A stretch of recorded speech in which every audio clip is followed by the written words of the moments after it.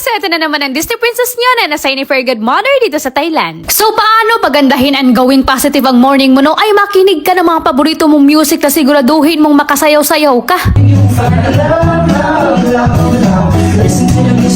And perfect pala talaga tong bahay na napili ko dito sa Chiang Mai guys. No, may kamahalan man siya pero yung inisip ko kasi kung papuputahin ko dito ulit yung family ko dito sa Thailand or friends ko, at least hindi na kami magdasok ulit doon sa kondo ko last time. Na para man talaga kami doon mga sardinas. Pero ang problema ko lang nito guys kay malayo siya sa city, so kung bibili ako sa Watsons mag-effort pa ako para bumili ng aceton. Charis. Pero okay na din to guys kasi hindi siya traffic at saka 30 minutes away lang din naman siya from the city. So ganito pala yung ginagawa ko everyday guys. No, pwede nyo rin gayahin dyan. Everyday magsulat kayo ng target plans nyo na siguraduhin yung magawa nyo talaga sa araw na yan. So for example na lang no, mamaya mag-target ka na hindi ka kakain ng sweets or mamaya mag-walking ka ng 10 minutes or gagawin mo yung assignment mo ng 8 p.m. Kahit mag-target ka lang ng 3 na gusto mong i-goal sa araw na yan at kapag hindi mo nagawa, that means kailangan mo pa ng self-discipline guys. Tapos gawin mo ulit pagkabukas hanggang masanay ka na may tina-target kang matapos sa everyday mo. At isa din pala to sa target ko ngayong araw guys no, ang mag-workout ng 1 hour. At sa mga nagtatanong din pala kung nagtuturo pa rin ba ako. Sa ngayon hindi pa guys dahil may mga ibang contracts pa ako na hindi ko kaya ipagsabay sa pagtuturo ko. At isa pa nasa province lang din naman ako dito sa Thailand. So madali lang makahanap ng schools dito kung gusto ko. So dito ko lang muna talaga naisipan guys na magstay sa Thailand kasi iba talaga ang buhay dito guys. Kahit yung parents ko sobrang nagustuhan nila dito. And syempre binalikan ko yung phone ko, alangan naman iwan ko dito. At papunta na din pala ako sa mga oras na to sa gym guys no. At ang gym dito hindi naman masyadong malayo. At tignan nyo naman yung buhok ko dito. Sus, labaw pa sa silhiglanot. Wala pa din kasi akong ligo niyan guys. Oy.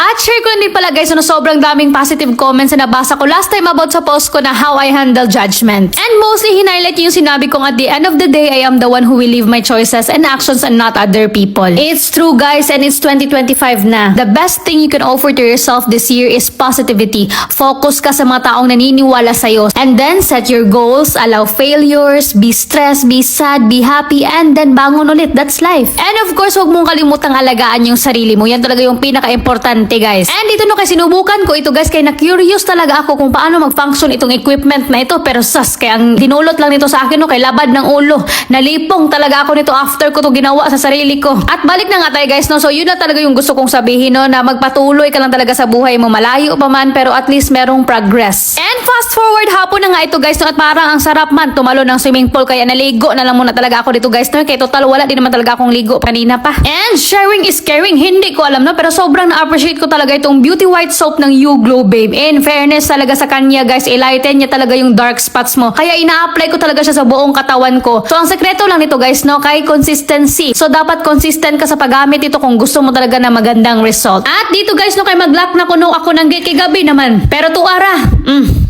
kayo na lang siguro mag-intindi niyan. Mostly talaga mga bahay dito guys no, kay walang mga gate. Kung dyan sa Pilipinas kay pataasan ng gate, dito kay paliitan man ang gate dito. So hanggang dito na lang muna guys no, at hayaan nyo naman ako manood ng Netflix dito. See you on my next mini vlog. Kapunang ha.